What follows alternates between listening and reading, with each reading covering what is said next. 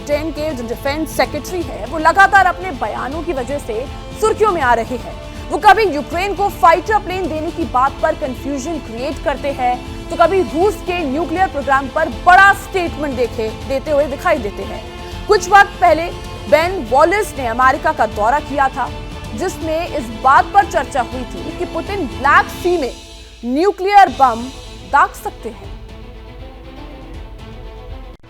और इस बार ब्रिटेन के डिफेंस सेक्रेटरी का कहना है कि पुतिन ने 24 फरवरी 2023 के लिए नया प्लान बना लिया है। ब्रिटेन के रक्षा मंत्री की तरफ से बाकायदा चेतावनी जारी की गई है कि रूस और यूक्रेन वॉर का 1 साल पूरा होने के दिन यानी 24 फरवरी को रूस एक बड़े जमीनी हमले की शुरुआत कर सकता है।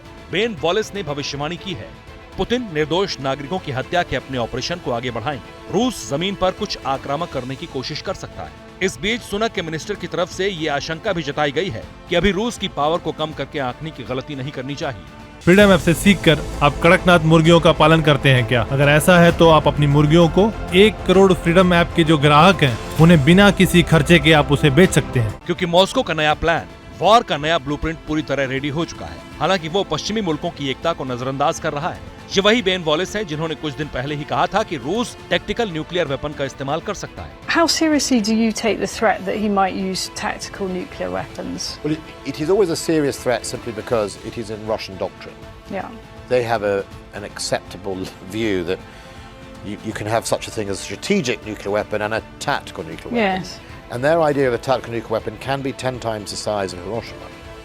इसी न्यूक्लियर वॉर के खतरे के बीच अमेरिका की तरफ से भी एक बड़ा ऐलान हुआ है और इसके बाद रूस की चिंताएं बढ़ना लाजमी है। असल में व्हाइट हाउस की तरफ से ऐलान किया गया है कि रूस और यूक्रेन वॉर के 1 साल पूरा होने के मौके पर प्रेसिडेंट जो बाइडेन पोलैंड के दौरे पर जाएंगे और 24 फरवरी को वहां एक स्पीच भी देंगे।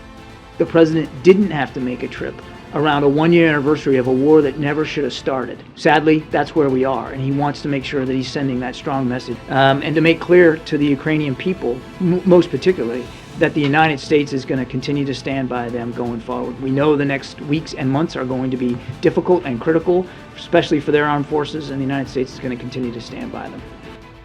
गौर करने वाली बात यह है कि राष्ट्रपति बाइडेन का दौरा ऐसे वक्त हो रहा है जब यूक्रेन की तरफ से यूरोपियन यूनियन को वॉर प्लेन देने के लिए कन्विंस किया जा रहा है और इस बारे में पोलैंड साफ कह चुका है कि यूक्रेन को अगर जंग में जिताना है तो फिर F-16 फाइटर जेट्स देने ही होंगे। इसलिए अब ये कयास लगाए जा रहे हैं कि क्या बाइडेन पोलैंड के फाइटर जेट को यूक्रेन ट्रांसफर करने के लिए ग्रीन सिग्नल देने वाले हैं।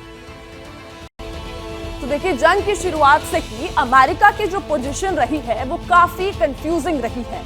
वो यूक्रेन को हथियार तो देता है लेकिन रूस के खिलाफ अदावत नहीं चाहता। इसलिए कई लोग बाइडेन को मिस्टर यू टर्न प्रेसिडेंट भी कहने लगे हैं। लेकिन जहां तक यू टर्न का सवाल है तो पहाड़ी इलाकों में इसका सफेद सबूत नजर आया।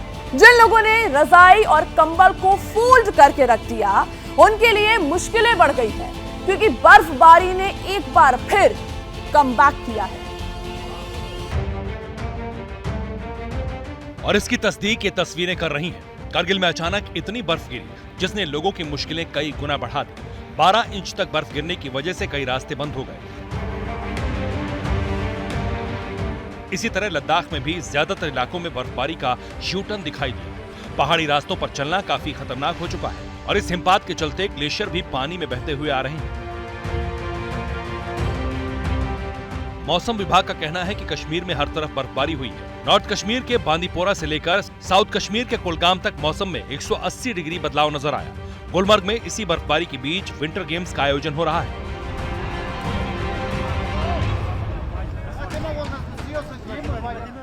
इस बीच लगातार दूसरे दिन श्रीनगर जम्मू नेशनल हाईवे बंद रहा। जहां तक एयर ट्रेवल का सवाल है तो श्रीनगर में बर्फबारी के चलते इस पर भी असर पड़ा। कई फ्लाइट्स को सुबह डाइवर्ट करना पड़ा क्योंकि विजिबिलिटी काफी कम थी। इसी तरह की तस्वीरें हिमाचल के पहाड़ी इलाकों से भी सामने आई। लाहौल स्पीति में भारी बर्फबारी की वजह से कई सड़कें बंद हो गई। लाहौल स्पीति और मनाली का संपर्क कट गया। अटल टनल के नॉर्थ और साउथ पोर्टल पर 4 फीट से ज्यादा बर्फ गिर चुकी है। सोलंग वैली और आसपास के दूसरे इलाकों में भी लोगों पर बदलते हुए मौसम की मार पड़ी।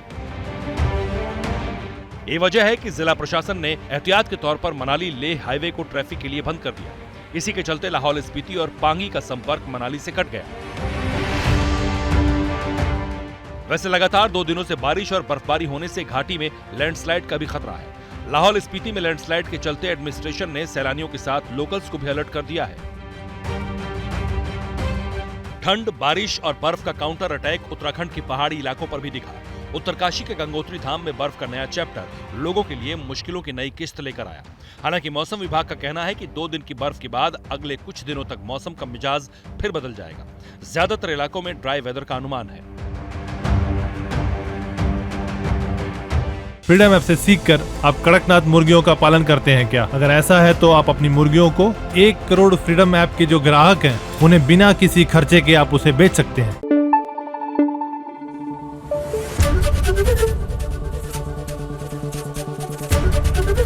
एबीपी न्यूज आपको रखे आगे।